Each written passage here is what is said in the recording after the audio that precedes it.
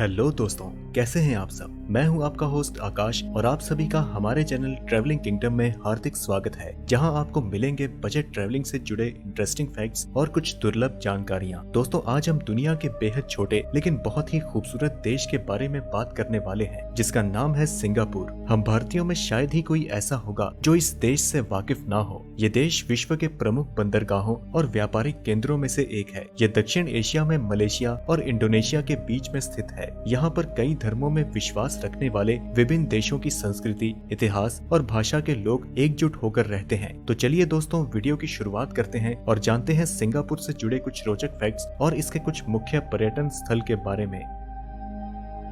Singapore दुनिया के 20 सबसे छोटे देशों में से एक है। इतना छोटा देश होने के बावजूद इस देश में घूमने के लिए हर साल 1 करोड़ से भी ज्यादा संख्या में लोग आते हैं। सिंगापुर दक्षिण एशिया में मलेशिया और इंडोनेशिया के बीच में स्थित है। इस देश की जनसंख्या 2020 की जनगणना के मुताबिक 5.7 मिलियन के करीब है। इस देश का मेन आइलैंड महज 42 किलोमीटर लंबा और 23 किलोमीटर चौड़ा है। वहीं अगर इसके एरिया की बात की जाए तो ये 683 स्क्वायर किलोमीटर है। सिंगापुर की अर्थव्यवस्था में सबसे बड़ा योगदान टूरिज्म का है, क्योंकि यहाँ पर हर साल 1 करोड़ से भी ज्यादा लोग घूमने आते हैं। इस देश की करेंसी सिंगापुर डॉलर है और 1 सिंगापुर डॉलर हमारे भारत के 54 रुपए के बराबर है।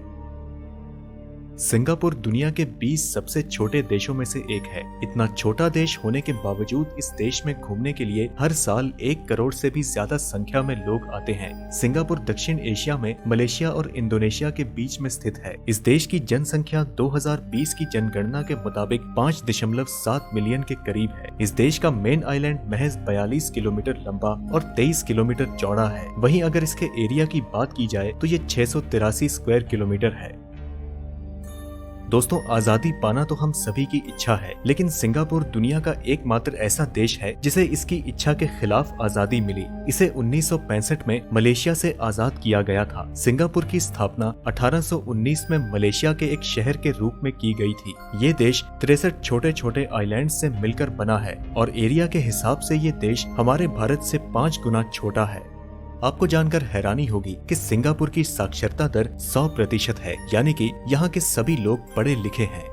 सिंगापुर में टॉप लेवल की साफ सफाई होती है। यहाँ सफाई को लेकर बड़े ही सख्त कानून हैं। अगर आप कभी सिंगापुर जाते हैं तो आपको कूड़ा करकट शायद ही कहीं देखने को मिलेगा। यहाँ पर आप कुछ भी शरेआम नहीं फेंक सकते और ऐसा करने पर आपको $300 का जुर्माना और 2 महीने के लिए जेल भी हो सकती है। अगर आप यही गलती दूसरी बार करते हैं तो आपको $1000 का जुर्माना और साथ ही 2 हफ्ते के लिए रोड की साफ सफाई दिन रात करनी पड़ेगी।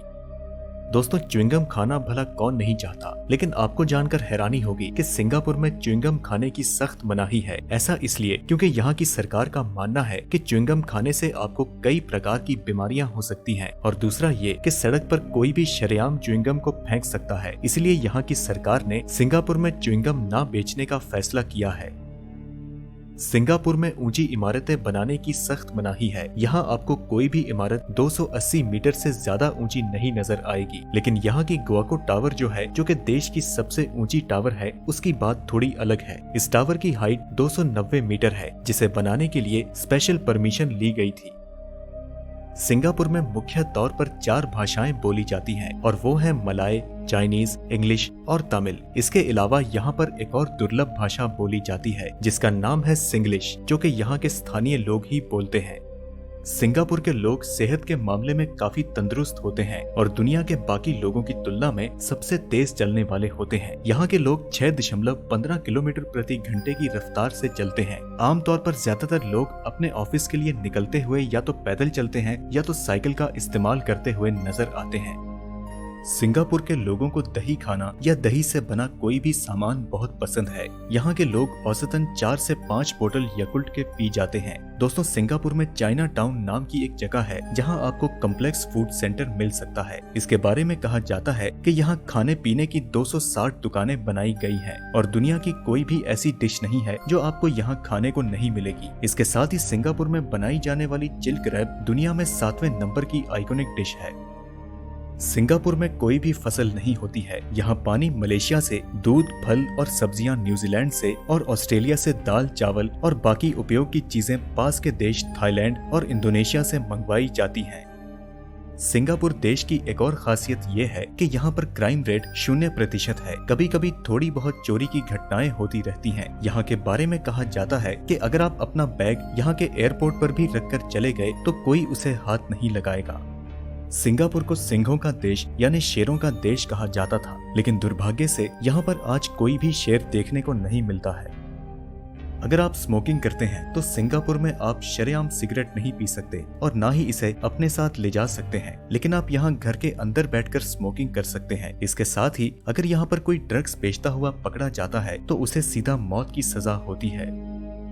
सिंगापुर में सड़कों और बाकी स्थलों पर लगे हुए पेड़ों की खास देखभाल की जाती है और उन्हें एक विचित्र आकार दिया जाता है। ऐसा इसलिए किया जाता है ताकि इस देश की खूबसूरती को और बढ़ावा मिले। सबसे आखिर में हम आपको ये कहेंगे कि सिंगापुर में भारतीयों की अच्छी खासी संख्या है, इसलिए यहाँ के शॉपिंग मॉल्स में भारतीय सामान आसानी से मिल जाता है। तो दोस्तों, ये थे सिंगापुर के कुछ इंटरेस्टिंग फैक्ट्स। आइए अब हम बात करते हैं इसके कुछ मुख्य पर्यटन स्थल के बारे में, जहाँ जाकर आप सुकून के पल बिता सकते हैं। पहला है नाइट क्लब मार्क्वी। सिंगापुर का नाइट क्लब मार्क्वी दुनिया का सबसे बड़ा और शानदार नाइट क्लब माना जाता है। अगर आप सिंगापुर देखने जाते हैं तो यहाँ के मशहूर पर्यटक स्थल बोटेनिकल गार्डन को देखना बिल्कुल मत भूलें, जिसे देखने के बाद आपको ऐसा लगेगा कि जैसे सिंगापुर को प्रकृति का वरदान मिला है। ये गार्डन 158 साल पुराना है और 52 हेक्टेयर इलाके तक फैला है, जहाँ नेशनल ऑर्किड कलेक्शन के तहत 3000 से ज्यादा ऑर्किड उगाए गए हैं। यहाँ की सरकार सुंगई बुलो वेटलैंड रिजर्व को लोगों को उनके आधुनिक जीवन के तनाव से दूर करने के लिए एक शांत डेस्टिनेशन के रूप में बढ़ावा दे रही है।